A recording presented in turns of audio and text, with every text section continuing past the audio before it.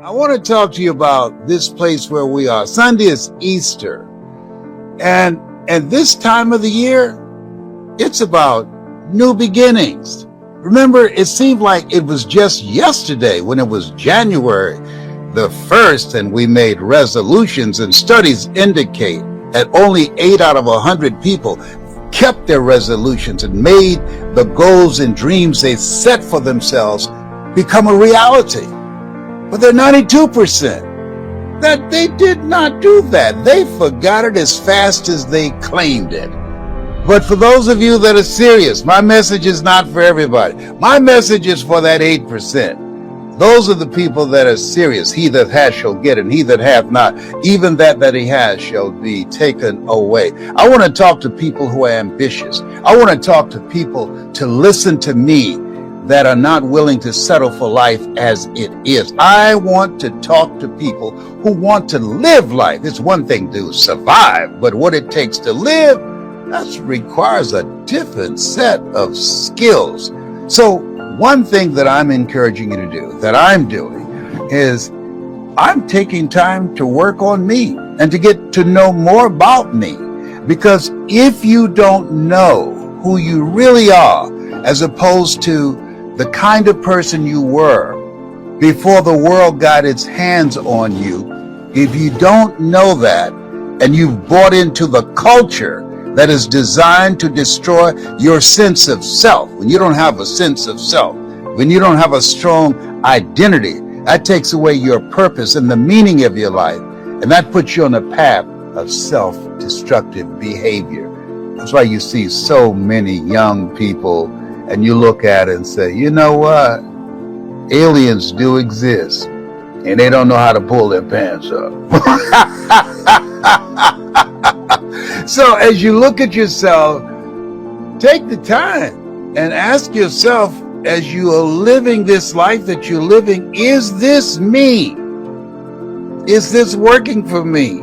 You ever been in a relationship where the relationship was working for the other person, but it wasn't working for you? You were in a relationship with somebody that's always there when they need you, but when you need them, they can't be found. It's a time for self-awareness. It's a time to elevate your relationships and your knowledge and your skills and the value that you bring. New beginnings. We always have a choice.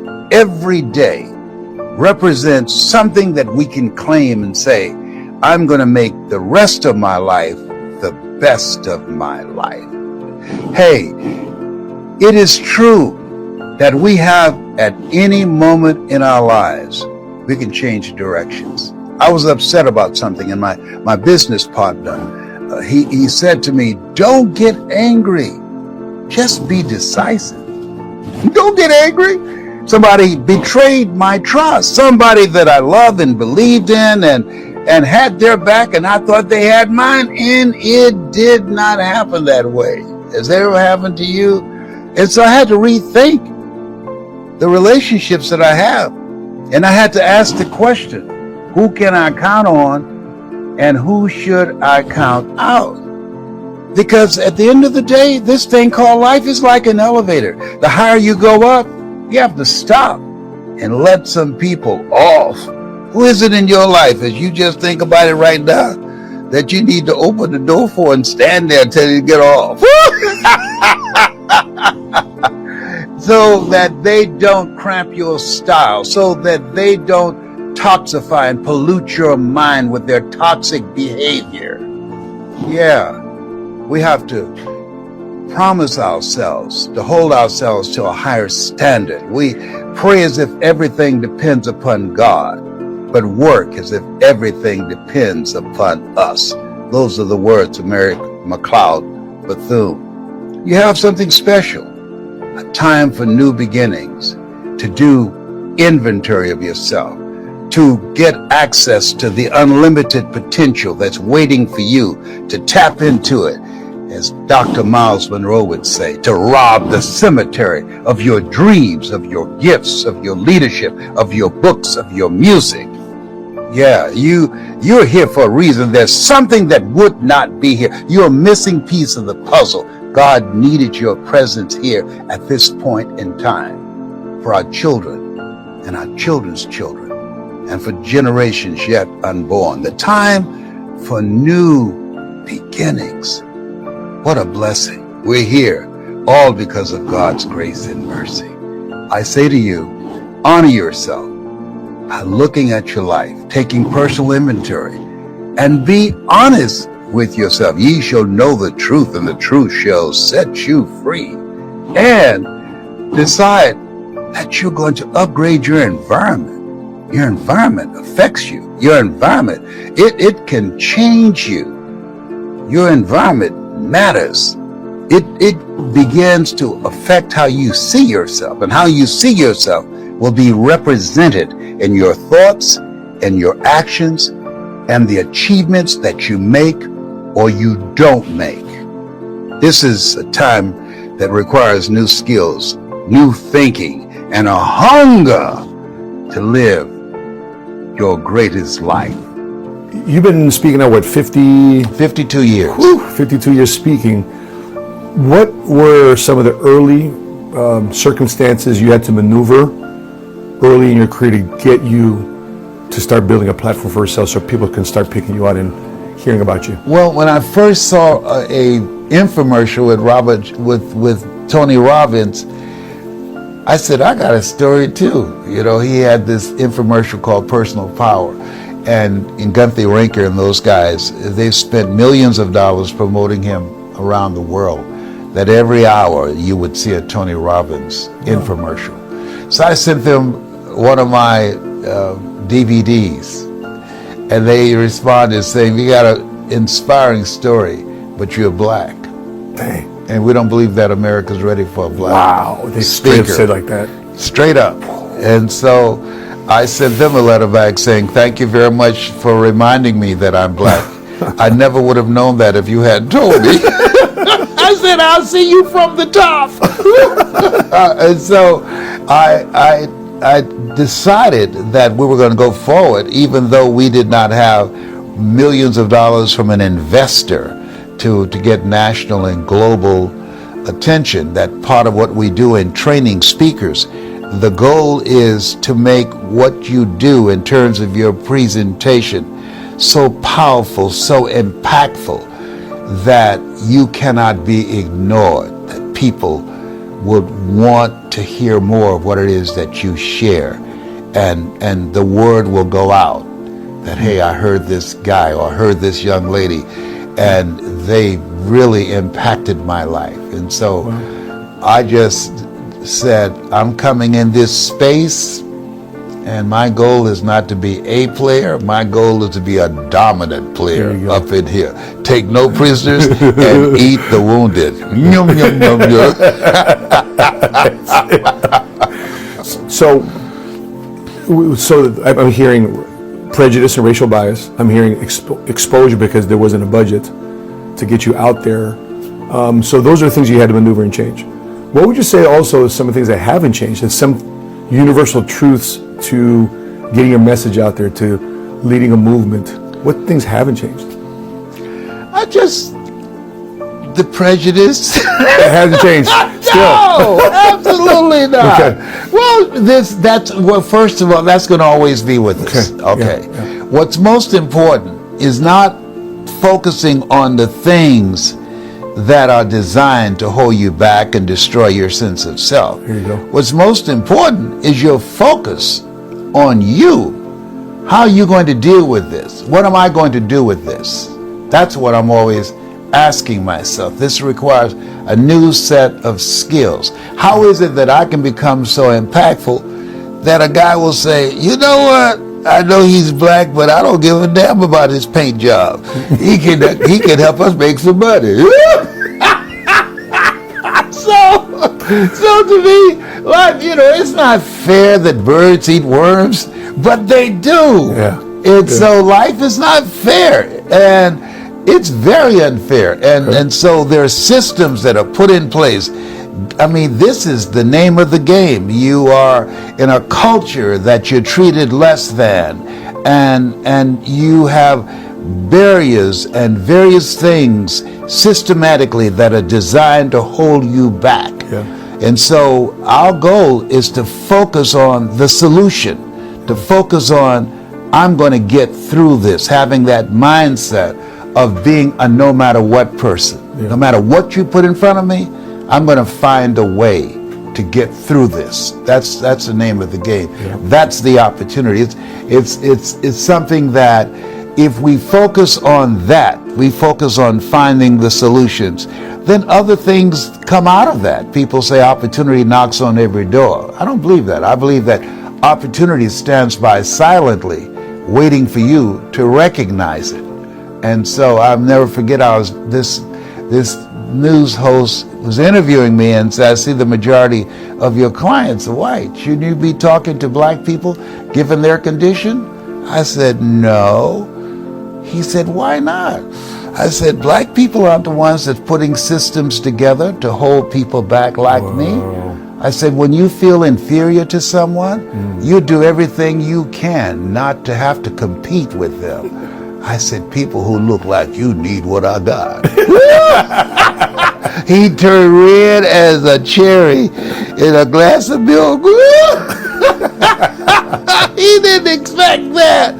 I said, come on, man. When you know who you are, you welcome competition. You say, bring it on. Yeah. So everybody, I believe, they have their own stuff that they have to deal with. All of us do. And so we have to constantly realize that life is a fight for territory.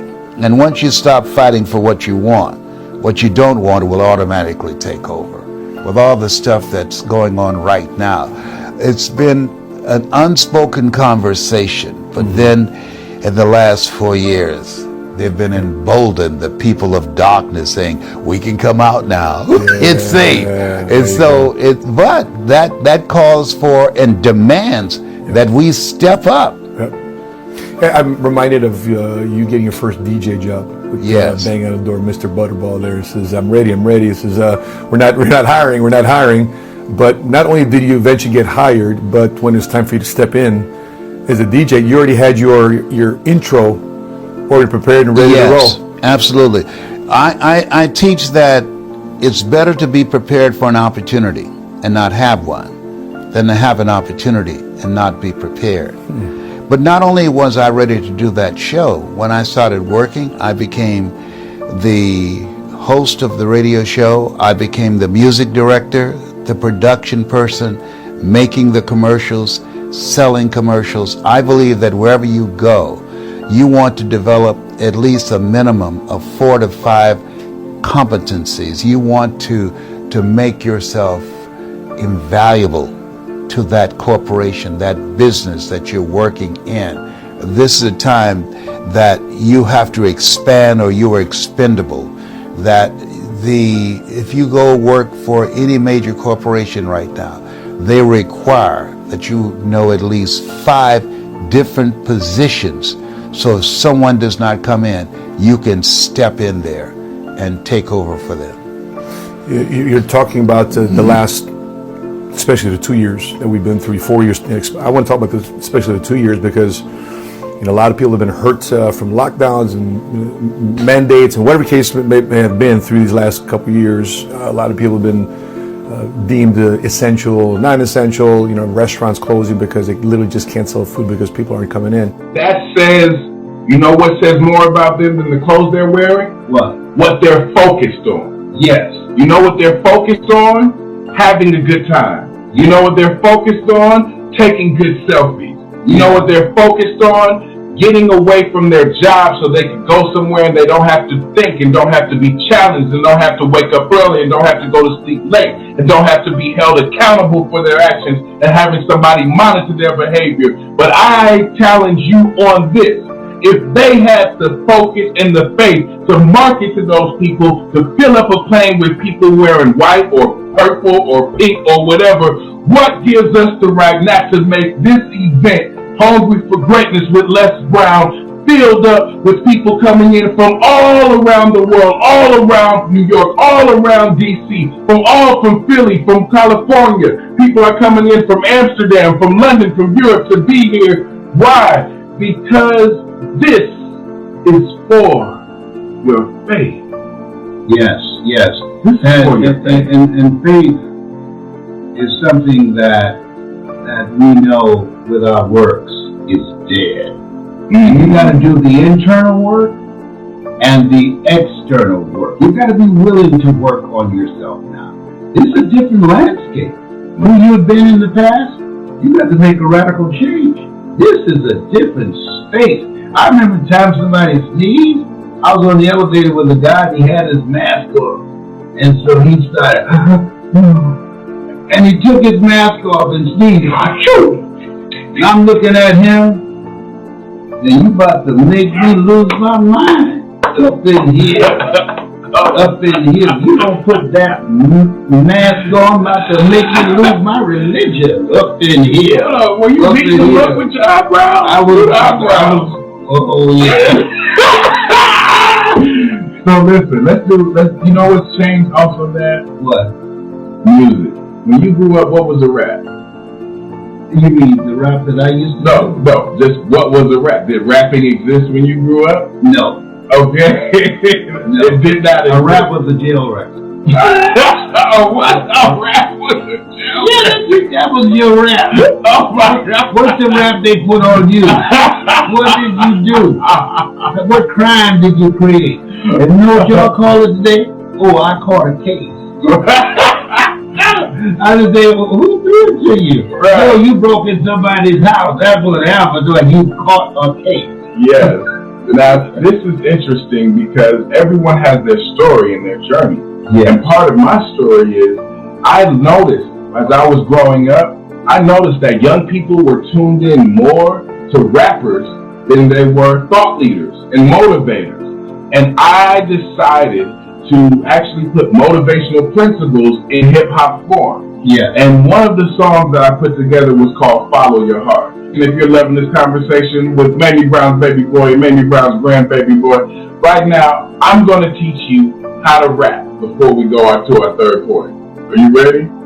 You gonna teach me how to rap? I'm going to teach you how to What rap. about my own rap? LB, Triple P, let's find me, flatter playing Papa. There were none before me, and there will be none after me. Therefore, that makes me The one and only. Young and single Bingo. and love to make you Bingo. certified, bona fide, and indubitably qualified to bring you satisfaction, a whole lot of action. What's wrong with that? What's wrong when I was in elementary school and young girls would ask me, why do they call you Mr. Vocabulary? And I said, because linguistically or orationally, I'm emphatic that I possess an ad infinitum etymology, which is simply incalculable. However, I want to be like Columbus. I believe in the simplicity of life, and I want to discover you.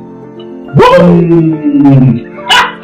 Come on! You think y'all just came up with rap? Oh, that would be a break. The only problem with that is you have to do more than one rap, okay?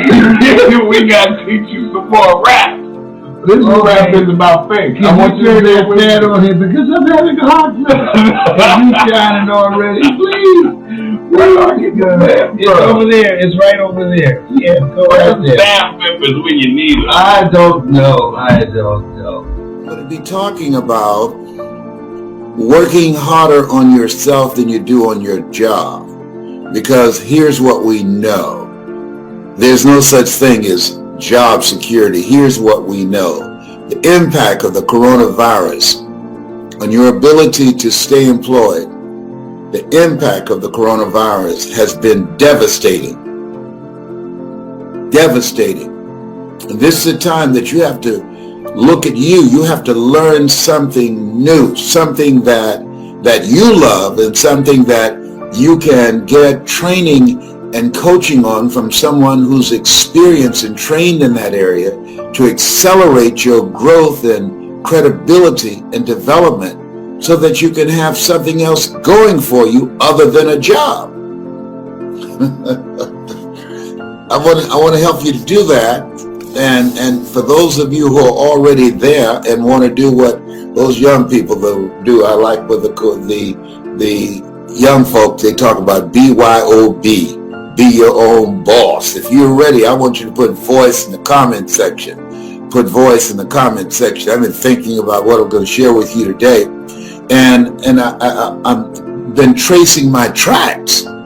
People are always asking me, What did you do differently than others, the thousands of other speakers out here that allowed you to become a national and an international voice of motivation and greatness? And part of the process is I decided I wanted something new for myself. I wanted something new for my family.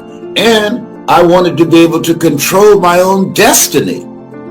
I didn't want to be a volunteer victim. We've been conditioned, we've been trained for a job. Things have changed. You got to be an entrepreneur now. You want to create something that you can control. You want to create and have something that you determine how much you're worth, not somebody else determining that. And today you have to live life like you mean it. This is no time that things have changed. We've got to change. We've got to change and with a fierceness, because that's what it is. That the things that are dramatic and the millions of people that are emboldened and determined to hold you down, we've got to be stronger than them and more determined than them. Everybody can use this. What I'm going to talk about today, the value of improving yourself and working on yourself. One of the deciding factors, I was working on a job and I asked in advance, could I go on vacation? I followed the guidelines. And at that time, it was like 2 to 3 weeks. I asked. And when the time came, they told me no. That's the general manager. Why? Look, I did it within the parameters of what you've laid out for me. Why are you telling me no? Know what he said? Because I can. Whoa. And if you go, you won't have a job when you get back. Now, this is why it's important to work harder on yourself than your job. Because he knew I have a family. He knew I had a car note, mortgage note. He knew I needed the money. He knew that I just couldn't go out and get a job making the kind of money that I was making there because I had not been working on a transition skill. I had not been working on developing myself. I was putting more time and more effort on the job than myself. I'm not talking to you about something that I don't know. I'm 75 years young. And so I got an attitude. And see, it's not enough to get an attitude and get upset. I put that energy into learning something new. I was like Fannie Lou Hamer, sick and tired of being sick and tired, to the extent I wanted to be my BYOB, my own boss. I wanted to be my own boss. And so I decided to learn something new. You want to learn something new in this environment where millions of jobs are being lost because of the coronavirus. And over 47 million jobs are projected to be lost because of artificial intelligence. This is a new era. It's called the end of work. The end of work. Things are going to be automated. Even jobs like being a waiter or working in McDonald's. There's some across the country. There are no people in there. Banks, you can go in. You used to see a lot of people in a bank.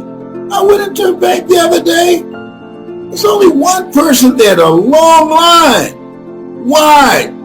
They've been replaced through technology. Hello? Put voice in the comment section and learn how to do something that's you. John H. Johnson, who, with a $500 loan from his mother, built a $4 million empire. He said something I always keep in mind. There's no defense against an excellence that meets a pressing public need. What's pressing today less than I have? Do you have a story? Have you overcome some stuff? Have you made some mistakes? Have you gone through a divorce? Have you had some setbacks, some failures? And you got through it, you survived? It's a pressing public need. How you got through that becomes a survival guide for people that's struggling with that right now. That's what it is. Your story is powerful. That's why Steve Jobs said the storyteller is the most powerful person in the world. And so the key to today, making it today, with all the uncertainty, what's major is to have your mind focused. Now you want to keep social distancing from people. Don't join the crazies now. This coronavirus, it does not play. You want to respect this. My grandchildren came over. Hey, Papa. They're looking upstairs. Hey, Papa, I love you. Here's a virtual hug. I love you very much. Here's a kiss on the head. No! This thing ain't playing. And we shouldn't play. And don't play with your future. You take charge of your future. Learn something new. Learn something new.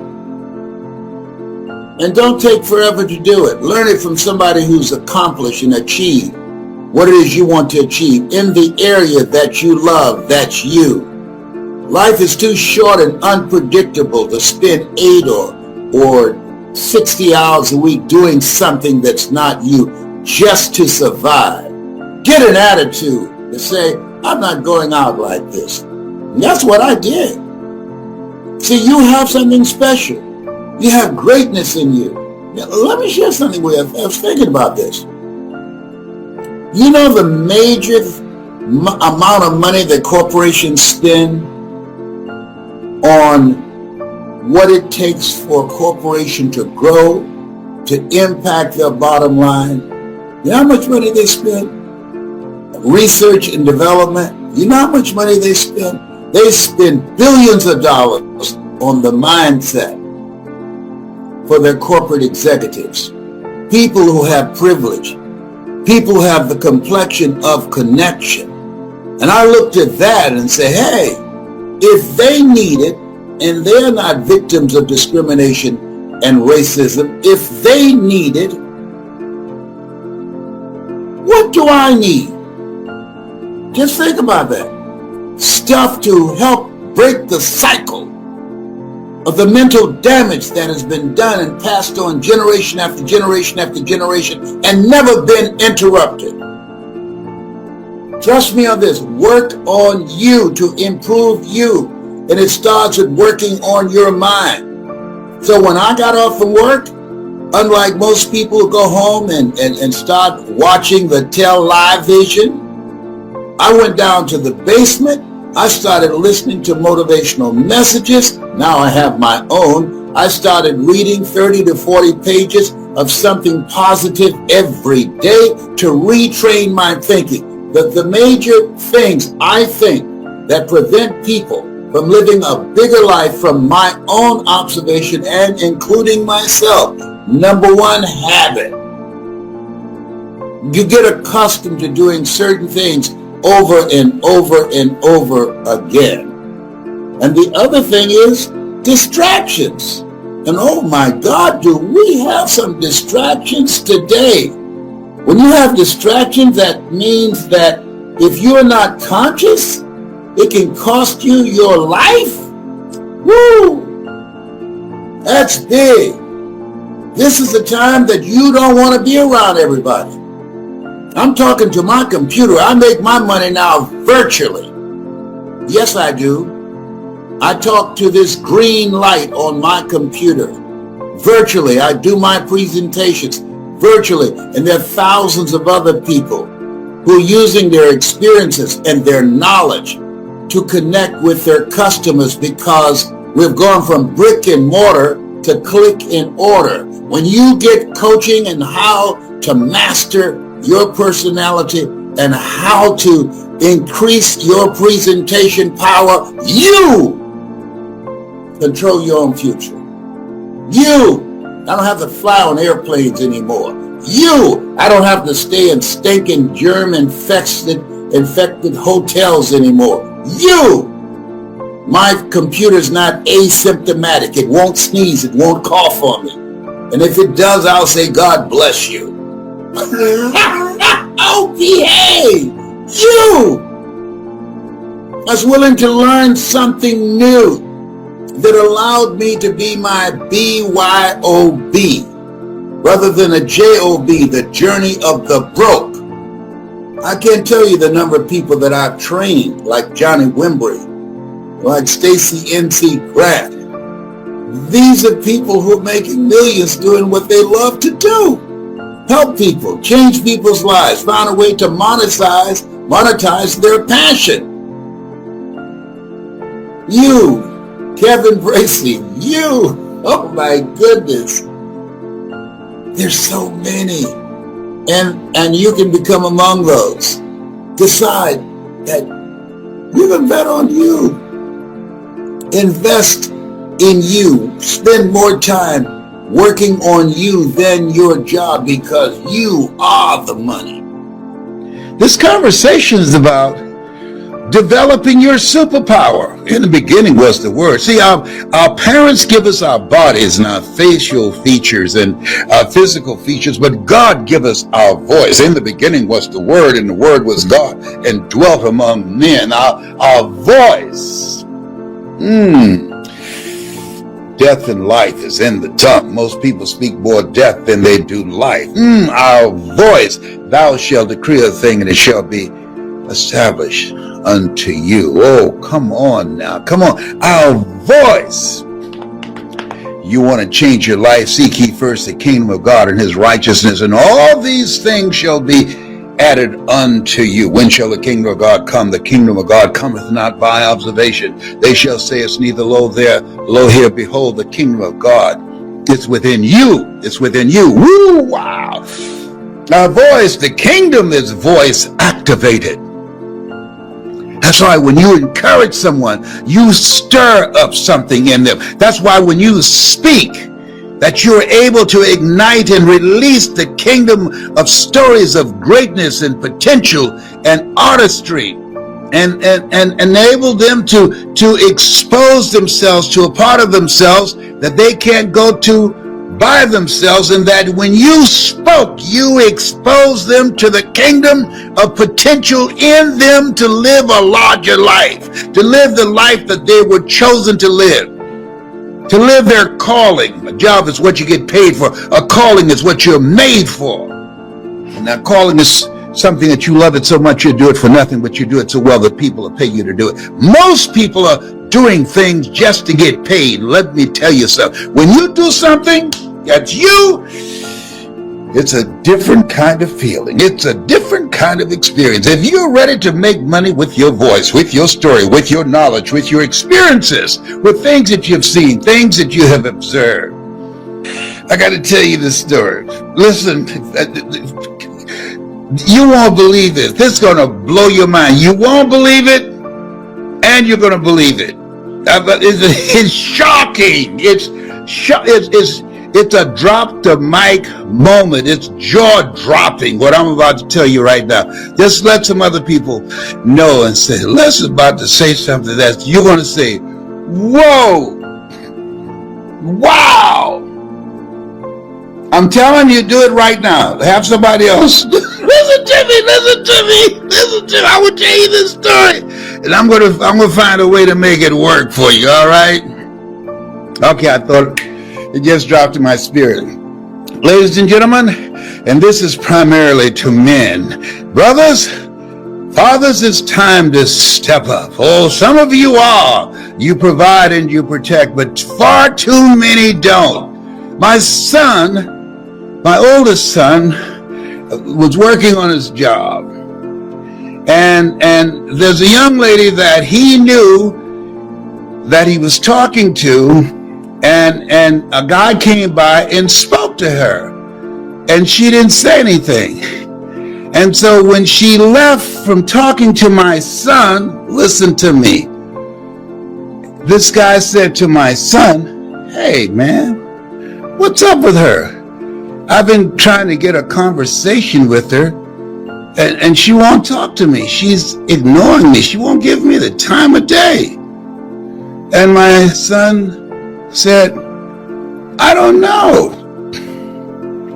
So when the guy walked away and she came back, because she moved deliberately, because she saw him coming over where my son and she was sitting. And so my son, Calvin, asked her, why did you move deliberately? And this guy saying he's been speaking to you, but you won't give him the time of day. You know what she said? He is the father of our son.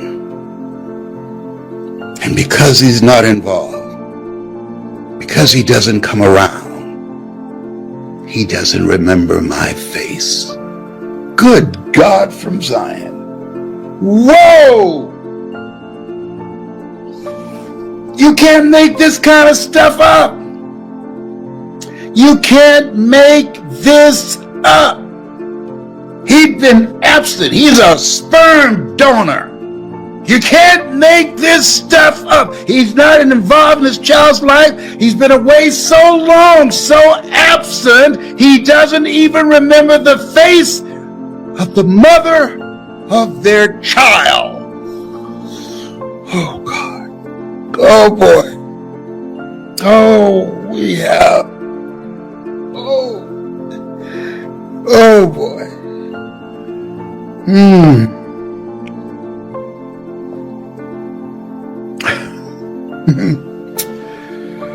You can't make that up.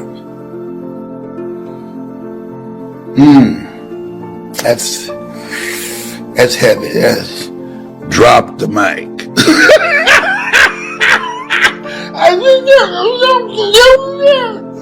You know what Tyrone said? You about to make me cuss, Mr. Brown.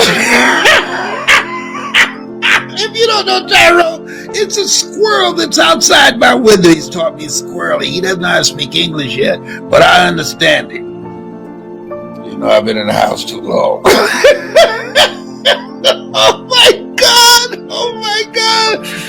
Oh, this thing called life is just too much. It's just too much. As Jerry would say. See, part of being able to change what's looking back at you in the mirror is being around the right people. That's major. Being around the right people. Having the right coach, the right mentor. Having a different kind of environment. Having different stuff coming in your ears. Nothing gets through except through the ears and the eyes. This is a time, this place where we are, you have to create a shift in your environment. You want to create an environment deliberately that sets you up to win. If you're ready to do that, so I'm ready to win. If you're hungry, see, the reason that I put in the work to change that guy that was looking back at me in the mirror, I was hungry to win. I was a father, a husband, I had car note and mortgage note. I was hungry to know the best part of myself that I did not see yet, and I was willing to invest in me to make that happen. I didn't have the money to do it, but I couldn't afford not to do it. See, sometimes when it comes to you, you got to become a no matter what person. That whatever it takes, that you're willing to do it. And part of that is to sacrifice. But when you start talking about how do I leave a legacy? How do I create a presence that when I die, that there will still be conversations beyond 2 weeks after I'm gone? A friend of mine died and somebody asked, hey, well, I haven't seen Marvin for a few days. Oh, Marvin's dead. He's dead. Yeah. How long he's been dead? Oh, man, about 6 months. Are you kidding me? I didn't know. You know why I didn't know? Because Marvin's life was so inconsequential. His presence was not missed. Now, most people, when they die, their presence will not be missed. But there's certain people, when they go, the word will go out. The word will go. John Lewis, oh, the word went out. Elijah Cumming, the word went out. These are bad brothers up in here. Aunt Boo Boo, Cicely Tyson, that's what we call her, Aunt Boo Boo. Cicely Tyson, when she took her last breath, the word went out. Her presence was felt. She made an impact. Those brothers made an impact with their lives. We're here to make a difference. Make an impact. If you're ready to make an impact, if you're ready to learn how to do that, to be around the right people, to be in a community of people that will introduce you to a part of yourself that you can't discover by yourself. If you're hungry, you gotta be hungry. And this place where we are right now, you want to make it? Some stuff's about to happen. The bottom's about to drop out. With 47 million jobs being taken over by artificial intelligence. I saw online the other day, they had a robot jumping rope. I'm not making this up. A robot jumping rope, making salads, pouring drinks. Excuse me? I'm not making this up. This is the time you have to reinvent yourself, to stay ahead of technology. This is the time you want to give yourself a competitive edge, because that's what you have to do. If you're around people who are on the same level that you are, who have not done what you've done, that you can't learn from, if you're around people who don't lift your spirit, people who don't inspire you, people who don't hold you accountable, people who don't challenge you, people that you can't learn by, you earn within $2,000 to $3,000 of your closest friends. You around me, you learn how to earn $70,000 an hour or more. Why? Because of the relationship.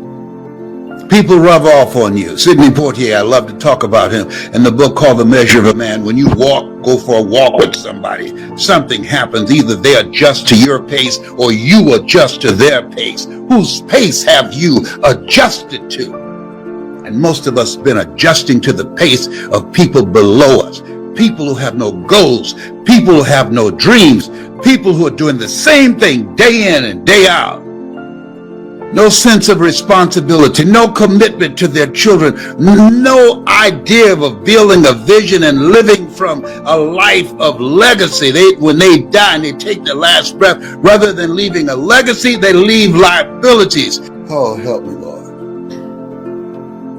Can you believe that? This guy trying to have a conversation with a woman and ask my son, when he comes back over, why won't she talk to me?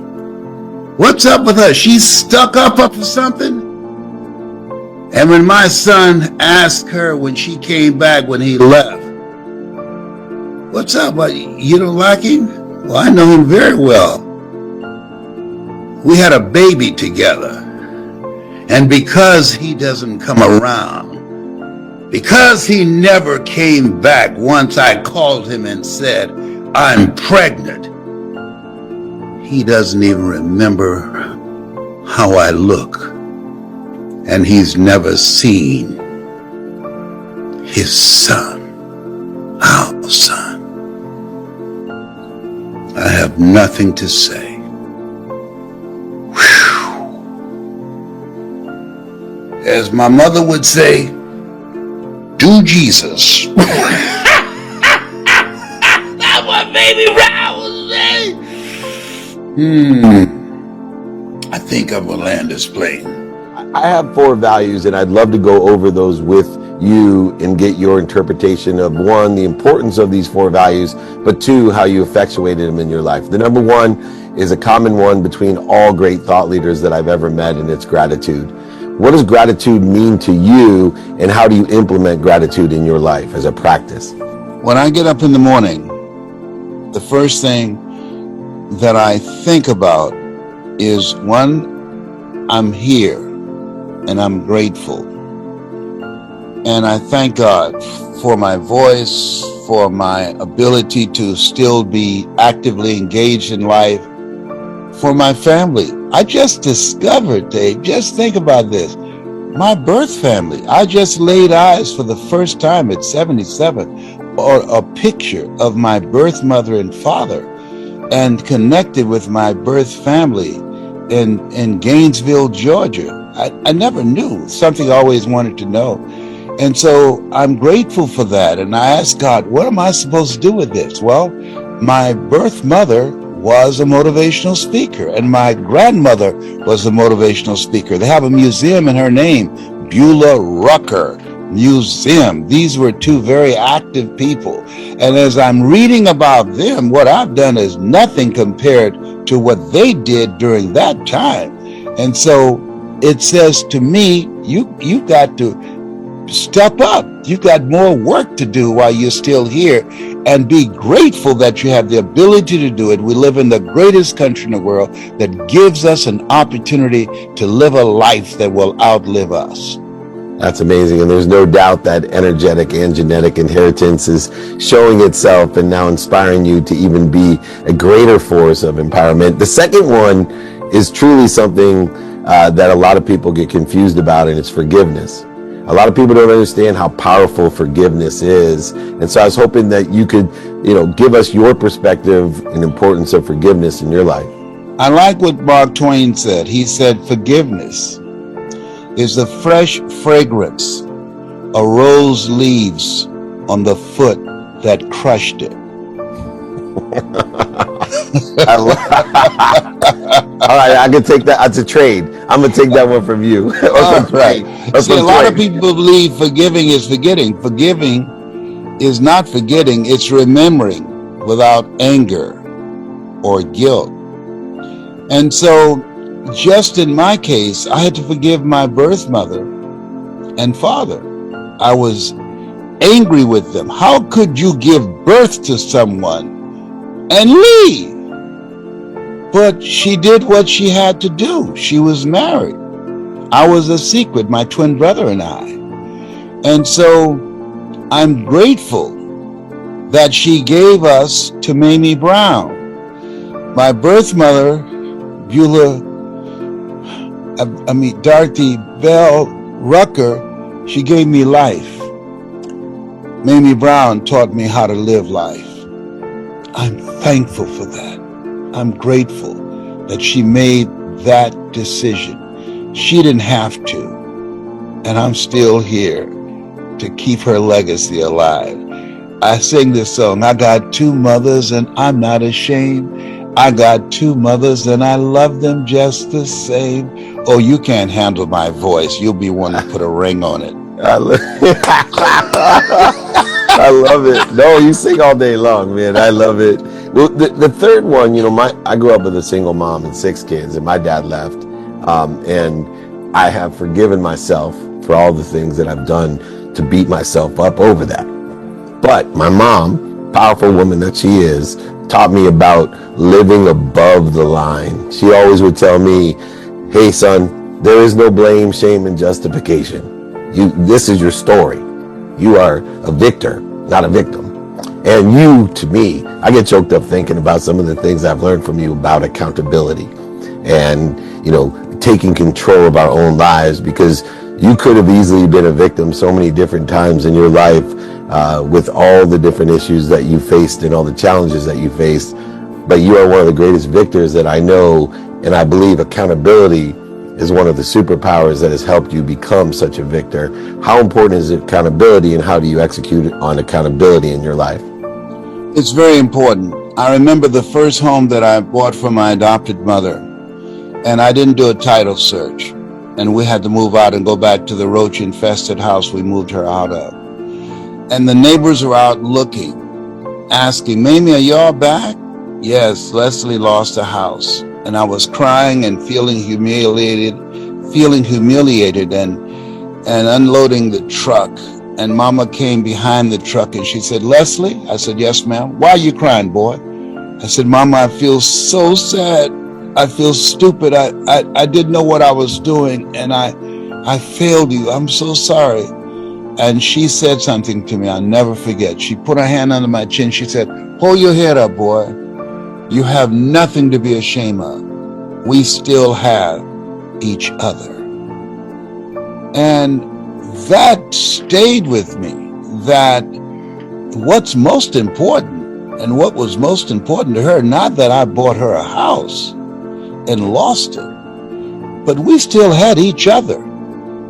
And I remember Jacqueline Onassis, and she said that if my children don't amount to anything and I earn all the money in the world and all the materialistic possessions, what do I have?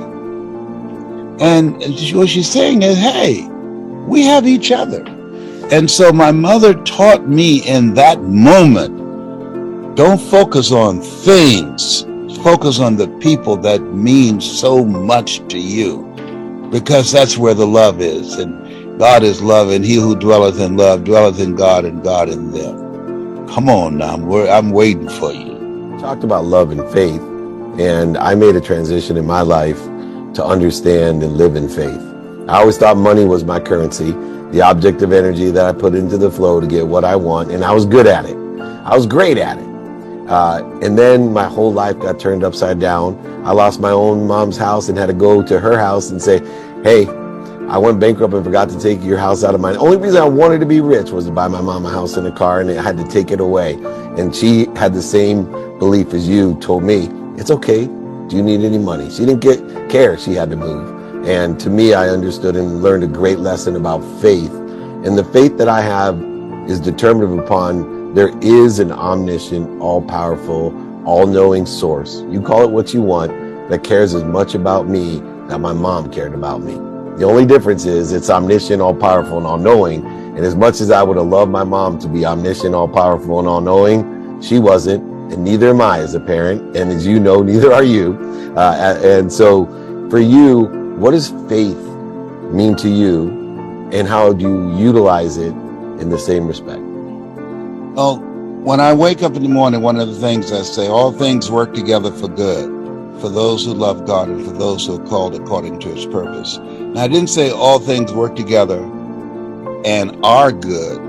All things work together for good. So I have faith that even when things don't work out the way that I want them to work out, it's okay. Because what I know is faith not tested can't be trusted.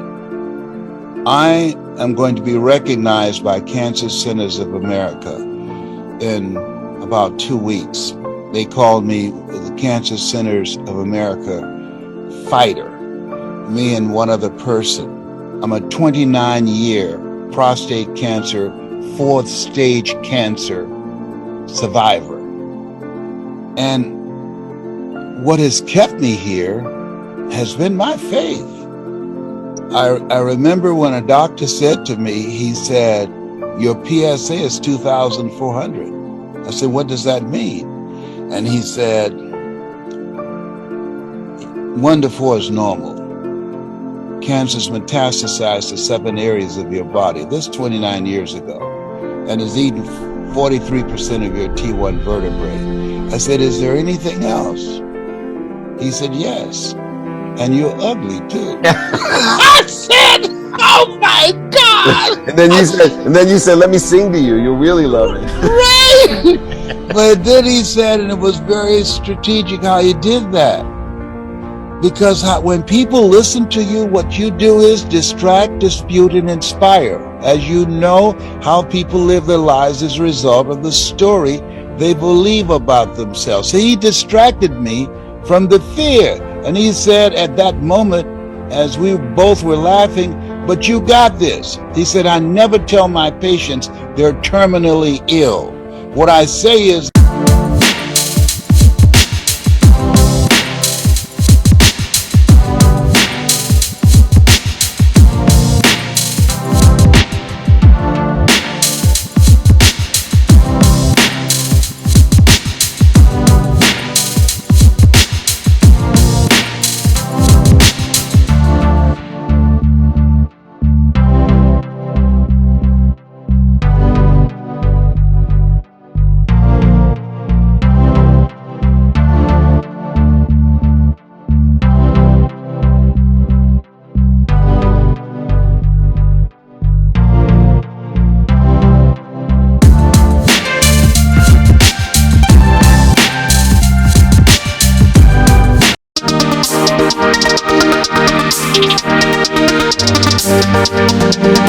We'll be